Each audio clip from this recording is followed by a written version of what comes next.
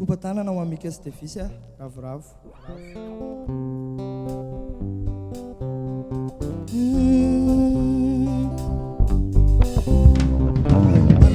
Managonareo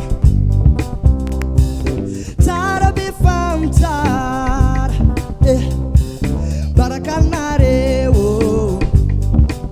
ino vaovao ino maresaka aminareo tsisy vaovao tsisy maresaka salama tsara be tsisy vaovao tsisy maresaka salama tsara be natongavanay tora tsisy raha maro be zay mitady ny tsara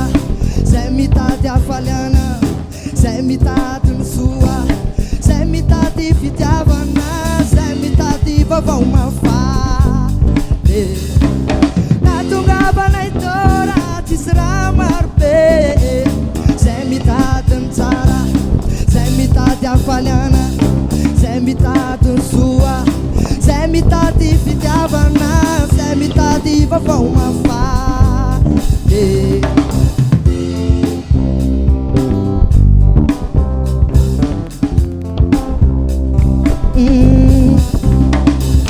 natongavanay aftany tsisy raha mampalahelo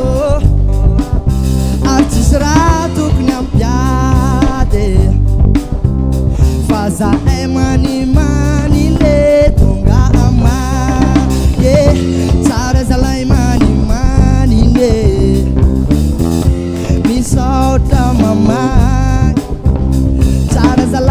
tsara zalay manimany le misaotra mamany natongavanay tora tsisy raha maro be zay mitady ny tsara zay mitady hafaliana zay mitady ny soa zay mitady fitiavana zay mitady vaovao mafaly